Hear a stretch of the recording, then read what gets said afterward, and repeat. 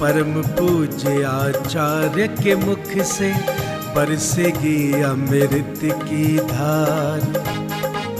दीप चंद्र आशा देवी के प्रिय हुए तुम कुलभूषण। गुरु विराग सागर महाराज के शिष्य रूप में आभूषण।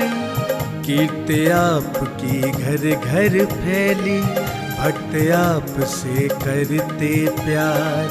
परम पूज्य आचार्य के मुख से बरसेगी अमृत की धार। जो भी सुने आपकी वाणी, आपका ही वो हो जाए। प्रभु के जैसा तेज है मुख पे, जो देखे वो खो जाए। धर्म विमुख भी लौटाते हैं, जो सुन ले तुमको एक बार। परम पूज्य आचार्य के मुख से बरसेगी अमृत की धार। शाकाहार की सीख फैलाओ, धर्म का मार्ग दिखाते हो। जीवन की क्या सच्चाई है, सविस्तार बताते हो। सुने आपकी जो भी वाणी, हो जाए वो भव से पार। परम पूज्य आचार्य के मुख से बरसेगी अमृत की धार। आओ गुरुवर की वाणी को आत्मसात हम करते हैं। सुनकर इनके प्रवचनों को धर्म से झोली भरते हैं। जिन वाणी चैनल करता है, प्रेषित चरणों में आभार। परम पूज्य आचार्य के मुख से बरसेगी अमृत की धार।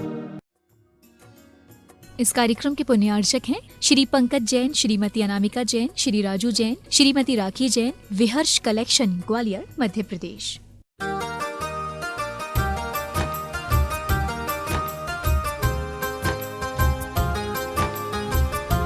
सेल्फिश बनो, है ना। और सेल्फिश बनो, पहले क्या करो, अकबर और बीरबल के किस्से बहुत सुने आपने, सुने ना। एक दिन, और जब कोई व्यक्ति एक होशियार होता है तो सब उसके विरोधी हो जाते हैं। तो अकबर की सभा में बीरबल का जलवा तो था ही। तो एक दिन अकबर ने एक प्रश्न रखा, बोले देखो भाई, यदि तुम्हारे घर में आग लग जाए और तुम्हारे पड़ोसी घर में भी आग लग जाए, तो आप सबसे पहले किसकी आग बुझाओगे? बीरबल से पूछा। बीरबल ने कहा देखो महाराज, हम तो बता ही देंगे, पहले इन सबसे पूछ लो, नहीं तो इनके मन में एक बात आएगी कि हमसे पूछा ही नहीं।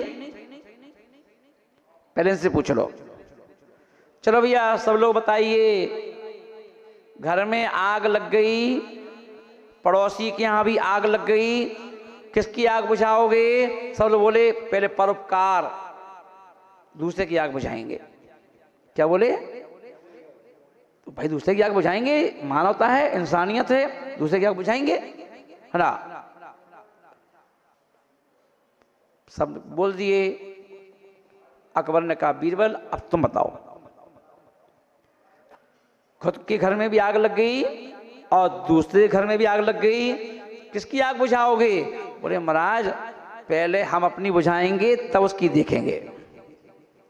टाइम बच गया और अभी बुझने लायक है तो उसकी बुझा देंगे, पर पहले अपनी बुझाएंगे। अरे दूसरे की बुझाने चले जाएंगे, हमारा स्वभाव हो जाएगा सब। तो वो कौन सा अपने हिस्से में से हमें आधा हिस्सा दे देगा, शाबाशी दे देगा, तारीफ दो शब्द बोल देगा, पर हम तो रोड पर आ जाएंगे। इसलिए पहले हम क्या करेंगे, अपनी आग बुझाएंगे और अपनी आग, अपने घर को सुरक्षित करने के बाद अब हम उसकी आग बुझा देंगे। इसलिए कह दिया स्वा पर प्रकाशक, पहले स्वा फिर पर। तो इसलिए बोले कि सबसे अच्छी चिंता कौन सी है? बोले खुद की चिंता। खुद की चिंता करो ना, उत्तम स्यात्। ये क्या है? उत्तम है, सबसे उत्तम है, श्रेष्ठ है। खुद की चिंता करो। और खुद देखो, माँ ने पैदा किया, 9 महीने पेट में रखा, पर आचार्य विद्यासागर जी महाराज उस माँ को छोड़ के निकल आए। माँ ने रोका तो होगा, पर उन्होंने क्या कहा, देखो मुझे अपनी चिंता है कि माँ तुमने जन्म दिया, ये तुम्हारा उपकार है, इसे मैं नहीं भूलूंगा, पर अगर मैं अपनी आत्मा का कल्याण कर लेता हूं तो ये मैं अपने ऊपर उपकार करूंगा। कितने जन्म लिए, कितने अनंत जन्म लिए, अनंत बार मरा हूं, पर क्यों मरा और क्यों जन्म लिया? क्योंकि एक भी बार स्वा की चिंता नहीं की, स्वा की चिंता नहीं की, इससे तो बार बार जन्म मरण करना पड़ा। अगर एक बार भी हम किसी भी भाव में स्वा की चिंता कर लेते तो सिद्ध सलाह में बैठे होते, यहां काय को होते। तो इसलिए स्वा की चिंता क्या करो, तो उत्तम चिंता क्या है, बोले कि उत्तमा स्वात्म चिंता स्यात्, स्वयं की चिंता। अब दूसरा व्यक्ति एक प्रकार का हो गया, दूसरे प्रकार का व्यक्ति कि मोह चिंता मध्यमा। अब मोह किससे, शरीर से। शरीर को ही सजाने में लगे हुए हैं, शरीर को ही धोने में लगे हुए हैं, शरीर को ही अच्छे अच्छे कपड़े पहनाने में लगे हुए हैं, शरीर को अच्छे अच्छे आभूषण पहनाने में लगे हुए हैं, है ना। बोले क्या हुआ, बोले कि अपनों की अपनी, और तो छोड़ दिया अपनी चिंता करना पहले, अब क्या हुआ, दूसरों की चिंता करना। बोले एक पिता पूरी जिंदगी की कमाई बेटी के दहेज में दे देता है ना। बेटा पिताजी स्वयं कुर्ता पजामा में जिंदगी निकाल देते हैं, पर बच्चों के लिए अच्छे कपड़े, अच्छे जूते, अच्छी जीन्स, अच्छे मोबाइल वो दे देते हैं, लो तुम ले, तुम, हमारा क्या है, अब तो सब कुछ हो गया, है ना।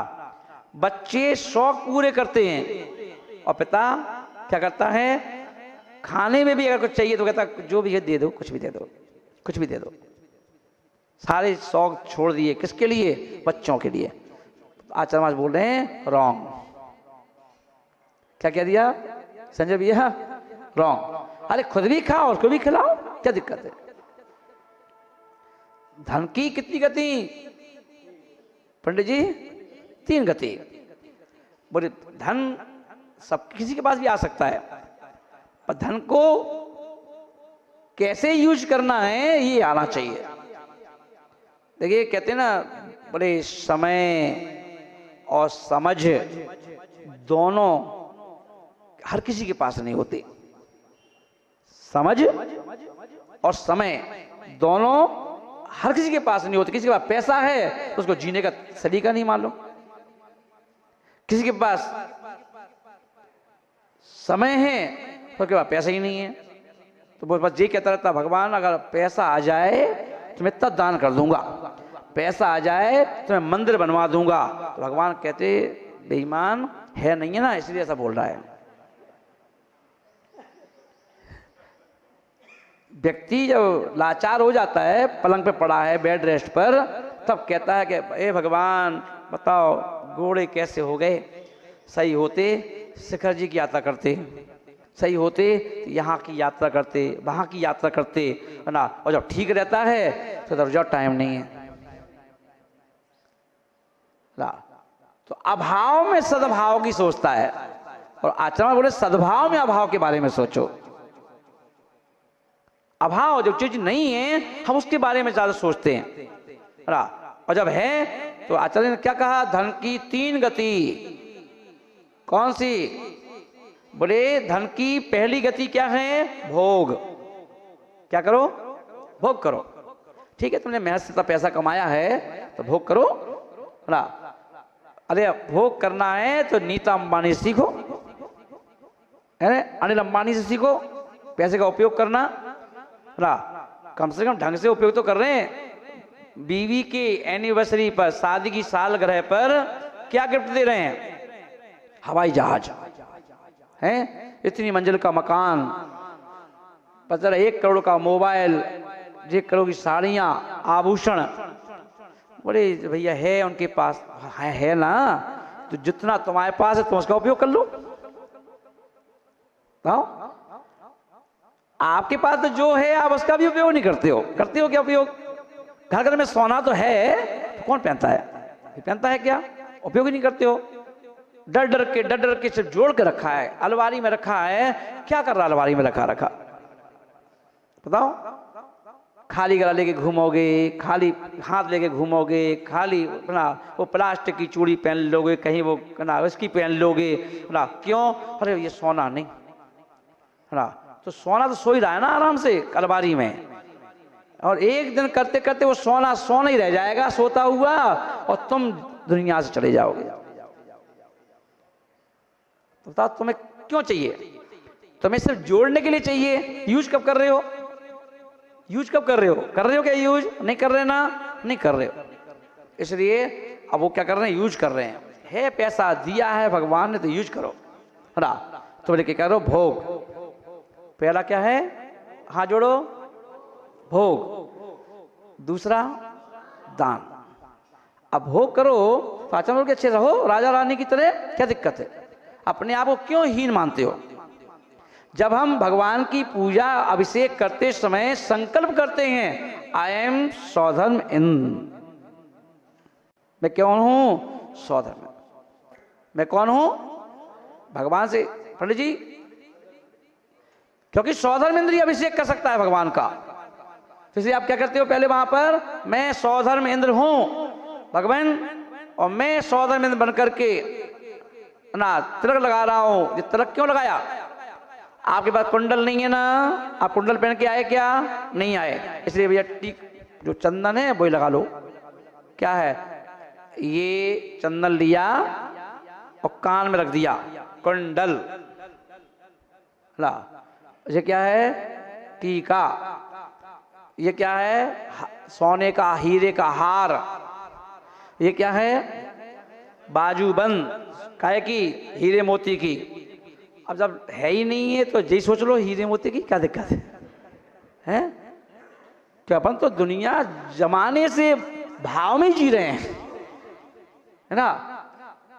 तो क्या किया? लगाई नहीं बाजूबंद, और फिर उसके बाद फिर वो कर लिया तो कलाई बंद। ये भी हीरे मोती के ही हैं, है ना? कर लिए। और बोले अब हम स्वधर्म बन चुके, अब हम स्वधर्म बन चुके हैं। और भगवान का उठाया कलश, अब से कर। अब उसमें भी क्या है? नकली स्वधर्म तो हुई ना, नकली स्वधर्म तो है ही। देखिए भावों में, देखिए बहुत सुंदर बात बताऊं, भाव गलत नहीं है, पर भाव तब बनाए जाते हैं जब द्रव्य में ना हो। अरे आप पूजा करने जा रहे हो, आपके पास इतना सोना रखा है, आपको डर है कोई छीन लेगा। अरे आप सोने का उपयोग करने के लिए एक सोने की माला बनवा लो, एक सोने का कलश बनवा लो कम से कम। आप अपना कलश लाओ, जब अभिषेक करने आओ तो अपने सोने कलश से करो, क्या दिक्कत है? आप माला फेरो, जब घर में फेर लो, चलो यहां नहीं लाओ डर के मारे, घर में फेर लो, सोने के माला से फेरो। कुछ तो यूज करो सोने का। क्या करते हो? क्या नहीं करते? पर फिर भी यूज भी नहीं करते हो, पर फिर भी तुम्हें हर साल भूख है और सोना आ जाए, और सोना आ जाए, है ना? तो बताओ क्या कर रहे हो? तो आचार्य बताओ, कंजूसों की फौज है ये तो। और फिर ही भगवान से क्या कह रहे हो? भगवान से रोना। भगवान बहुत परेशान है। भगवान कहते दुनिया से कहो परेशान तो चल जाए, मैं अपने 3 नेत्र से देख रहा हूं तेरी अलमारी में कितना रखा हुआ है।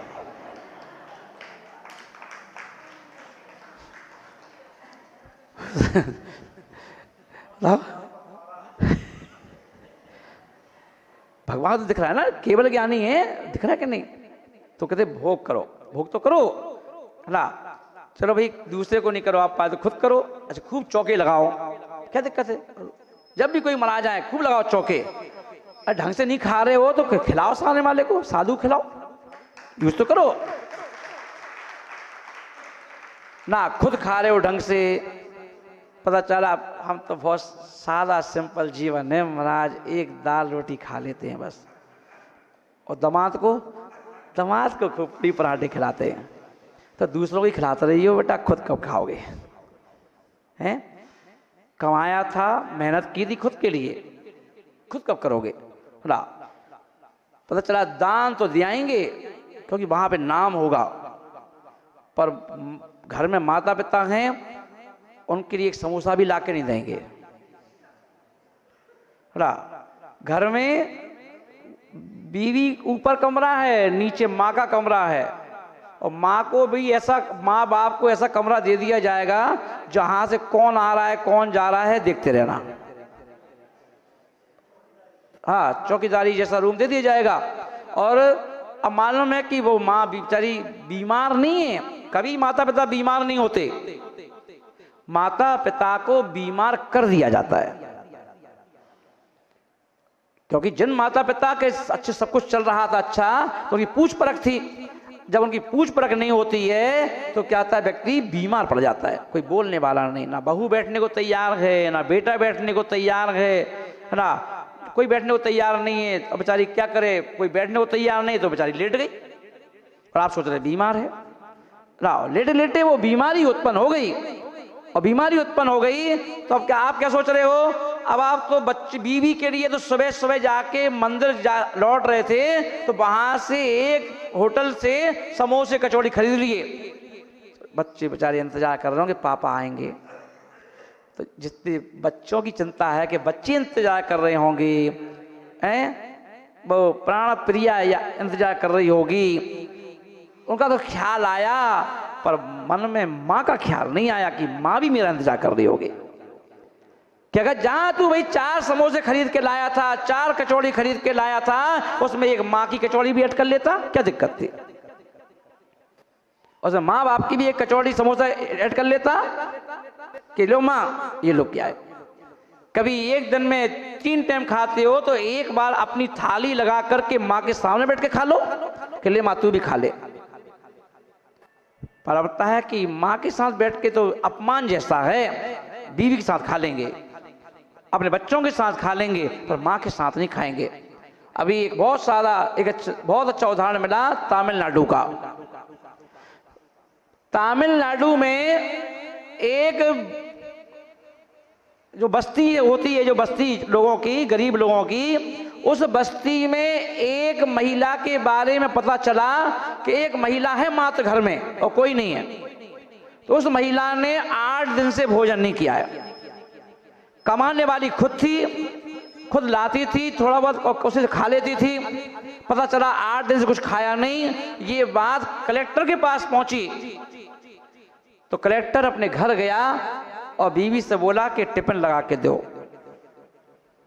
और टिफिन लगा करके वो कलेक्टर उसकी खोली में गया और खोली में जा करके उसने 2 पत्ते बिछाए और एक पत्ते पे आधा आधा भोजन रखा और हे माँ चल अपन 2 ही बैठ के भोजन करते हैं,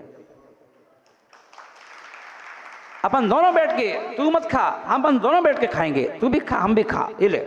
8 दिन बाद उस महिला ने भोजन किया और उसकी पेंशन बंधवा दी। और ऐसा भी कह दिया कि जब जो चल ही सकती तो बैंक कैसे जाएगी, तो अगर नियम बना दिया कि इसकी पेंशन घर बैठे यहीं आएगी। ऐसे ऐसे लोग पड़े। देखो कलेक्टर तो सब हैं, पर किसी हर कलेक्टर के अंदर ऐसी इंसानियत भी तो हो। और वो ऐसी इंसान किसके अंदर होगी, जो जिसने घर से सब कुछ सीखा होगा, जिसने घर में सब कुछ ऐसा किया होगा, वो व्यक्ति कर सकता है।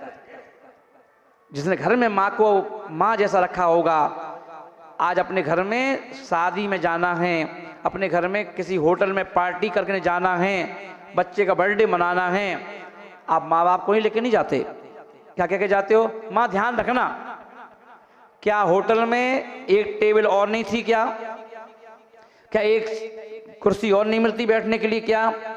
भले ही उसको एक अलग कुर्सी पे बैठा देते, पर उसको होटल में तो ले जाते और कहते कि देखो माँ आज क्या है, आज तुम्हारे नाती पोते का बर्थडे है ना, बताओ। और नाती से कहते बेटा जाओ माँ के पैर छुओ ना, कर सकते थे पर नहीं करते। अपन हम करोड़ों करोड़ रुपए के दान दे देते हैं, लाखों लाखों रुपए के दान दे देते हैं, पर हम भगवान का दिल जीतने की कोशिश करते हो, गुरु का दिल जीतने की कोशिश करते हो, पर जिसने पैदा किया है हम उनका दिल नहीं जीत पाते।